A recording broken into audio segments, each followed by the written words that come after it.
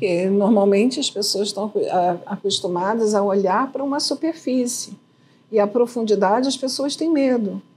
Então, medo de se aprofundar, medo de encarar o feio que está dentro dela, medo de não ser aquilo que o outro espera que ela seja. Então, ela vai mentindo para ela mesma e cada vez mais se afastando da essência. Não é isso, Jefferson? Tem uma coisa muito interessante na comunicação não violenta que eu aprendi com o criador da comunicação não violenta. Ele fala que uma das maneiras de você tornar a tua vida miserável é você entrar na vergonha.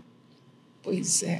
Embora a vergonha, o Aristóteles diga que a vergonha seja uma semi-virtude, né? Porque às vezes a pessoa se envergonha, ela se educa em algumas situações. Sim, né? sim, tem né? uma dosezinha interessante. Mas essa vergonha que ele fala, ele diz assim, como que eu torno a vida miserável através da vergonha? Porque a vergonha, ela está linkada muito à ideia de perfeição. Não existe. E não existe. Só que você vai imaginar, por exemplo, que eu me castigo e me puno. Aí ele diz, né? Todos esses medicamentos antidepressivos que vendem nas farmácias, tá embutido aí a culpa e a vergonha por debaixo disso. Né? Porque você aprendeu a tornar a vida miserável através desse processo. Só que o que acontece, desde que eu sou bebê, eu já venho de uma informação familiar, por exemplo, e das pessoas do meu entorno, dizendo que eu preciso ser perfeito em tudo. Isso. Mesmo aqueles que são imperfeitos, né? Dizem para eu ser perfeito. E aí isso gera uma pressão gigantesca. E aí, então, eu não sei relaxar em relação à vida, porque eu preciso sempre buscar um ideal de perfeição para atender. E se as pessoas soubessem que a falha, a gente nasce como uma pizza, né? A gente vem faltando um pedaço dessa pizza, porque a gente é falho. 100% de todos nós somos falhos. E a partir... O que é uma falha? A falha é imperfeição. Precisamos errar quantas vezes for necessário para que a gente possa aprender, não é isso? Eu gostaria até de tirar esse tema do vocabulário. Né? Porque o que é... bacana. Porque não faz sentido. Né? Ou tem um cara chamado Schwartz, que ele escreveu um livro chamado O Paradoxo da Escolha. E ele fala que essa é a tragédia. Porque nós sofremos muito por ter uma mente maximizadora. O que é uma mente maximizadora? É que é o supra-sumo de tudo, ela quer a perfeição de tudo. Então ele conta lá no livro, por exemplo, que uma pessoa diz assim, eu tenho condições financeiras e eu vou comer o macarrão no melhor restaurante. No melhor restaurante que existe no mundo, que foi classificado pelo Guinness Book, sei lá, né? E ele vai lá e come o macarrão, e depois que ele saboreia o macarrão, ele diz assim, ainda não está bom. Ainda não está bom. Essa é uma mente maximizadora. Né? Então, o que ele está dizendo? Faça o suficientemente bom. Porque o maximizador te gera um sofrimento gigantesco. É infinito quase. E o que ele diz, o paradoxo da escolha? Ele diz assim, olha, quando eu era criança e adolescente, eu tinha uma calça jeans só. A minha escolha era muito, muito confortável. Sim. Mas hoje, se eu vou num ambiente, por exemplo, eu tenho 20 calças jeans.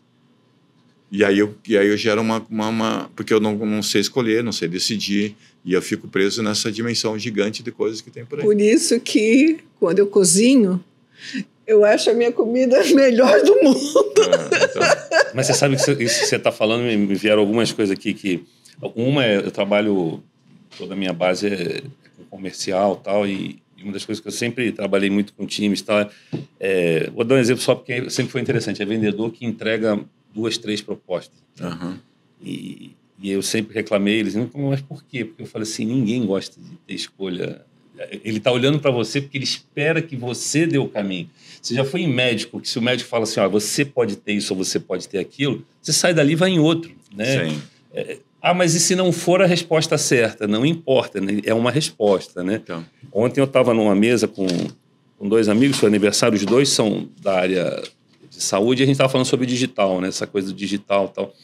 Que é esse ponto que você falou do buscar esse fora, né?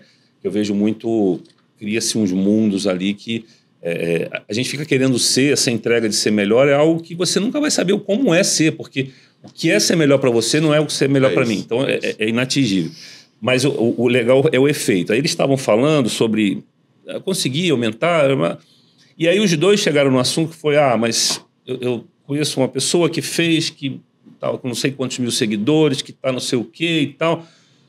Ele chegou no negócio, aí os 2 ficaram, é difícil, né? Olhando como se aquilo fosse... E aí, qual foi a reação dele? Os 2 começaram a falar mal, dizer assim, mas ele não tem filho, eu não quero aquela vida. Aí eu olhei para ele e falei assim, relaxa, não tem certo ou errado. Sim. A pergunta é, aí eu olhei para um deles, como você está hoje? Eu faço tantos atendimentos. Aonde você precisa chegar para você? É só isso. Você falou perfeito. É só isso. Falei, esquece, porque a gente faz muito isso, né? Eu começo a atacar o amiguinho, né? Que eu falo. A gente transfere. Tem um livro muito bonito de um cara chamado Mark Greenburg. Dan Greenburg. O livro em inglês chama-se Como Tornar Sua Vida Miserável. Os nomes são ótimos. E em português o livro chama-se Como Enlouquecer a Você Mesmo. Lamentavelmente você não encontra mais esse livro, né, como edição aí. Mas na capa do livro tem um cara se alfinetando. Entendeu? Bem sugestivo. Bem sugestivo. Então ele fez um livro ao contrário. Assim, se você não sabe como tornar a tua vida miserável, eu vou te ensinar. Olha que interessante. Que é para levar um choque mesmo, né? Uhum. Então, a base do livro ele diz assim, observa essa cena de uma pessoa que está na frente de um castelo fumando um charuto com um Rolls Royce. E observa com muita atenção e compara com o que ele tem e com o que você tem. Mas compara até teu estômago revirar, para que você perceber que tua vida é tão miserável que você não é capaz de ter um Rolls Royce. Então, ele vai dizendo que a base de toda a violência que você tem e da desconexão é pela comparação. Né? E nós somos treinados a comparar e tornar a nossa vida miserável. E aí, falando em mente, por exemplo, isso cria um caos, né? Uma desorganização total no nosso processo mental. Porque eu perco o meu foco, minha rota, minha trajetória, porque eu fico mais tempo me comparando do que buscando transevoluir dentro de mim naquilo que é a minha proposta. Porque a gente não se aceita. E não percebe, não se dá conta daquilo, qual é a minha trajetória, né?